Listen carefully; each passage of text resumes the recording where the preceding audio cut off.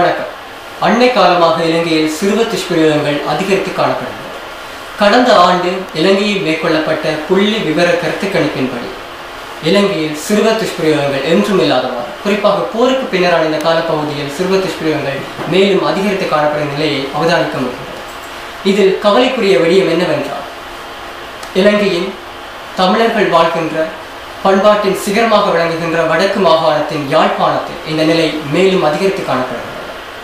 இவ்விடத்தில் யாழ்ப்பாணத்தில் இந்த சிறுவர் துஷ்பிரயோகங்கள் தொடர்பாக சட்டத்துறையினருடைய தலையீடுகள், அவர்களுடைய செயற்பாடுகள் எவ்வாறு இருக்கின்றது தொடர்பாக சட்டத்துறையினருடன் இணைந்து ஒரு கண்ணோட்டம். தண்டனை சட்டத்தில் 8 வயதுக்கும் 12 வயதுக்கும் குறைந்தவர்கள் சிறுவர்கள் என ஆரம்பத்தில் சட்டம் கருதியது. ஆனால் தற்போது உள ரீதியில் 18 வயதுக்கு குறைந்தவர்களும் சிறுவர்கள் என சட்டம் கருதுகின்றது. சிறுவர் துஷ்பிரயோகங்கள் என்று நாங்கள் பார்க்கின்ற பொழுது, ஒரு சிறுவனை உடல் ரீதியாக மட்டும் துஷ்பிரயோகத்துக்குள்ளாக்குவதை நாங்கள் துஷ்பிரயோகமாக கருத முடியாது. உடல் ரீதியாகவும் அதேவேளை உள ரீதியாக மேற்கொள்ளப்படுகின்ற துன்புறுத்தல்களும் துஷ்பிரயோகத்துக்குள் உள்வாங்கப்பட்டிருக்கிறது. அண்மை கால சட்டங்களில் ஏற்பட்ட சீர்திருத்தங்களின் விளைவாக இலங்கையில் சட்ட ரீதியாக பார்க்கின்ற பொழுது சிறுவர் துஷ்பிரயோகத்தை கட்டுப்படுத்துவதற்கான போதிய சட்ட ஏற்பாடுகள் இலங்கையில் காணப்படுகிறது. சர்வதேச சட்ட நியமங்களுக்கு அமைவாக சிறுவர் துஷ்பிரயோகத்தை கட்டுப்படுத்துவதற்கான சட்ட ரீதியான ஏற்பாடுகள் எழுத்து வடிவத்தில் இலங்கையில் இருப்பதனை நாங்கள் ஏற்றுக்கொள்ள முடிகிறது. ஆனால் இந்த சட்டங்கள் எவ்வளவு தூரம் நடைமுறையில் பயன்படுத்தப்படுகிறது அல்லது குற்றவாளிகளை தண்டிப்பதற்கு பயன்படுத்தப்படுகிறது என்பது ஒரு கேள்வியாகத்தான் இருக்கிறது. இவ்வாறு பல்வேறு சட்டங்கள் இருப்பினும் யாழ்ப்பாணத்தில் கடந்த சில காலங்களில் சிறுவர்கள் மீது தொடரும் வன்முறைகள் தொடர்பில் சட்டத்துறை சார்ந்தவர்கள் கூறுகின்றார்கள். யாழ்ப்பாணத்தில் கோப்பா என்ற பிரதேசத்தில் ஒரு 12 வயது சிறுமி பெரிய பிள்ளையாகி ஒரு 10-15 நாள் அப்படி இருக்கும் பொழுது அவனுடைய தந்தை, அந்த பிள்ளையினுடைய தந்தையை அவளை சைக்கிளில் ஏற்றி கொண்டு போய் கெடுத்திருக்கிறார் 2 நாள். சொந்த தமையனால் தன்னுடைய தங்கை துஷ்பிரயோகத்துக்குள்ளாக்கப்பட்டிருக்கிறார். அதை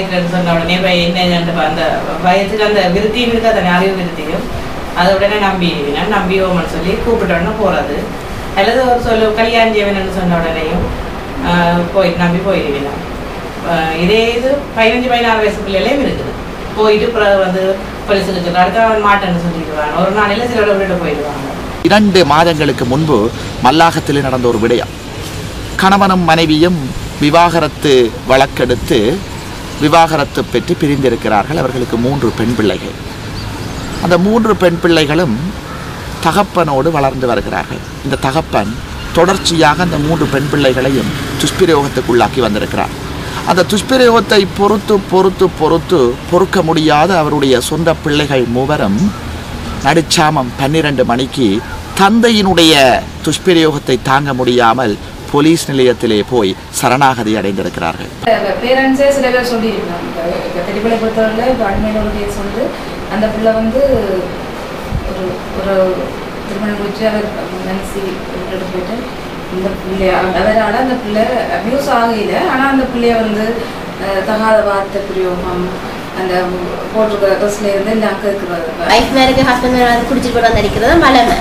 ஆனால் அந்த சொன்னவே பிள்ளைய பாதிக்கப்படுது. அப்படின்னு சொன்னால் மென்டலி ஃபிசிக்கலி இல்லை மென்டலியாவே பாதிக்கப்படுது. அதாவது இந்த தாய் தாப்பை நாடிப்பட்டா அவே படிக்க இல்லாது ஒழுங்க கன்சன்ட்ரேட் பண்ணலாம், படிக்கல மற்றது ஒரு இடத்தையும் போச்சுன்னு சொல்லி செய்யலாம் இருக்கலாம். அப்படியே என்ன பாதிப்படையினா பல்கலைக்கழகங்களில் கூட பல துஷ்பிரயோகங்கள் நடைபெற்று வருவதாக செய்திகள் வந்த வண்ணம் இருக்கிறது. இதைவிட சில நீதிமன்றங்களில் நடைமுறையில் இருக்கின்ற வழக்குகளை குறிப்பிடுவது எங்களுடைய நடத்தைகளுக்கு சரியில்லை என்ற காரணத்தினால் நான் வழக்கினுடைய பெயர்களை சொல்லாமல் சில சம்பவங்களை சமூக நலன் கருதி வெளிப்படுத்த வேண்டிய தேவை இருக்கிறது. அதாவது சில இடங்களில்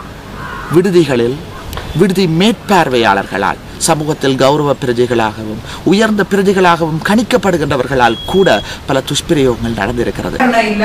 14 வயசு பிள்ளை என்ன பாலியல் துஷ்பிரயோகம், அது ஒரு மிகவும் பிரபல்யமான ஓட்டக்கல்வி அதிகாரியால் நடாத்தப்பட்டதா சந்தேகப்பட்டு வழக்கு நடந்துருக்கு. அந்த சந்தேக நபருக்கு சப்போர்ட்டாக மிகவும் பிரபல்யமான சட்டத்தரணிகள் வாதாடுறார். அந்த பிள்ளைக்காக நாங்கள் பெண்கள் அமைப்புகள் சிறுவர் நன்னடத்தை அதிகாரிகள் எல்லாம் சென்ற போதும் அவர்கள் நீதிமன்றத்திலே அவமானப்படுத்தப்பட்டார்கள். இவர்கள் வந்து கார்மெண்ட் ஃபேக்டரியிலிருந்து வந்த பெண்கள், பிச்சைக்காரர், இப்படியான பாத்திய துஷ்பிரயோகங்கள் எல்லாம் அந்த சட்டத்தரணியால் சொல்லப்பட்டு மிகவும் பாரதூரமான பாதிப்புகளை நீதிமன்றத்திலே நடந்தது. அதுக்காக கொழும்பிலிருந்து நாங்கள் பிரபலியமான சட்டத்தரணியை கொண்டு வந்து உதாரணமான இந்த கருணையில கேஸ் பிடிச்சிருக்கேன் கொண்டு வந்து வாதாடி நடத்துல இந்த பிரபலியமான சட்டத்தரணிகள் அந்த நேரம் வரவும் இல்லை, கோர்ட் கேஸ் நடக்கல.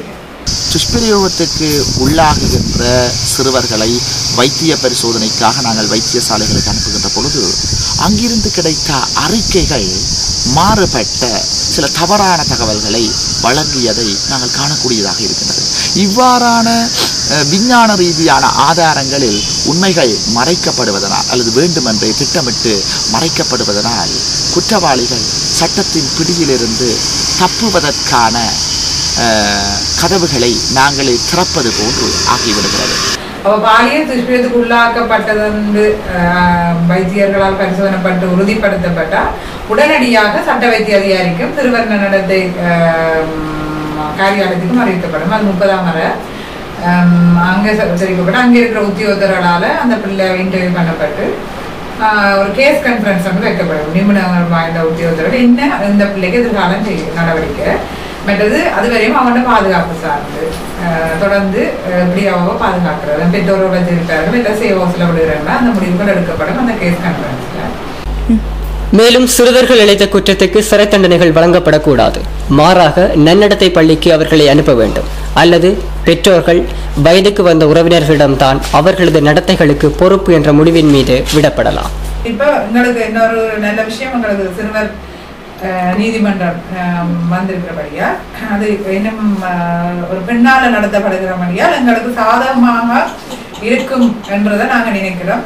சிறுவர்களுக்கு எதிராக மேற்கொள்ளப்பட்ட வன்முறைகள் 2011ஆம் ஆண்டு தரவுகளின் அடிப்படையில் பாலியல் துஷ்பிரயோகங்கள் 65, உடல் ரீதியான துஷ்பிரயோகங்கள் 12, உளவியல் ரீதியான துஷ்பிரயோகங்கள் 1, புறக்கணிக்கப்படுதல் 16, சட்டங்களை திசை திருப்பும் செயற்பாடுகள் 25, 2 கடத்தல்கள், குழந்தைகள் தனிமைப்படுத்தப்படுதல் 13, சிறுவர்களது திருமணங்கள் 19, தற்கொலை முயற்சி 5, பிள்ளைகளை வேலைக்கு அமர்த்துதல் 9 என 223 குற்றச்செயல்கள் கடந்த வருடம் சிறுவர்களுக்கு எதிராக மேற்கொள்ளப்பட்டிருப்பதாக பதியப்பட்டிருக்கின்றது. இவை தவிர பதியப்படாத குற்றச்செயல்கள் ஏராளம். சிறுவர்களுக்கு எதிரான துஷ்பிரயோகங்கள், பாலியல் வன்புணர்வு, துஷ்பிரயோகங்கள் எல்லாமே சந்தேகத்துக்கு இடமின்றி நிரூபிக்கப்பட வேண்டும். அதாவது ஆங்கிலத்திலே சொல்லுவார்கள் பியாண்ட் ரீசனபிள் டவுட். ஒருவர் குற்றம் இழைத்திருக்கின்றார் என்று சந்தேகத்துக்கு இடமின்றி 100% நிரூபிக்கப்பட்டால் மாத்திரம்தான் குற்றவியல் சட்டத்தின் கீழ் ஒருவரை குற்றவாளியாக்க முடியும். இந்த துஷ்பிரயோக சம்பவங்களில் ஒரு மனநலம் பாதிக்கப்பட்ட ஒரு பெண்ணை துஷ்பிரயோகத்துக்கு உள்ளாக்கினால் அங்கே குற்றம் நடந்தது என்பதை அந்த சிறுமியினுடைய வாக்குமூலத்தினூடாக நிரூபிப்பதில் சில சிக்கல்கள் இருக்கிறது. இந்த ஓட்டைகளை பயன்படுத்தி குற்றவாளிகள் தப்பித்துக் கொண்டிருக்கிறார்கள். சிறுவர்களுக்கு எதிரான வன்முறைகள் குறைக்கப்பட வேண்டும் என்றால் சிறுவர்கள் மீது வன்முறைகளை பிரயோகிப்பவர்கள் மீது வழங்கப்படுகிற தண்டனைகள் அதிகரிக்கப்படும். அத்துடன் அந்த தண்டனைகள் பற்றிய விவரங்கள் மக்கள் மத்தியில் கொண்டு சேர்க்கப்படும். மேலும் பாதிக்கப்பட்டவர்களுக்கு ஆதரவாக போராடுகின்ற அமைப்புகளை மக்களும் சட்டத்துறையினரும் இணைந்து வலுப்படுத்தும். இவ்வாறான செயற்பாடுகள் முன்னெடுக்கப்படும் போதுதான் சிறுவர்களுக்கு எதிரான வன்முறைகள் குறைக்கப்பட முடியும். ஆனால் இவை எந்தளவு சாத்தியம் என்பது கேள்விக்குரியது. மீண்டும் அடுத்த வகுப்பில் சந்திப்போம். நன்றி.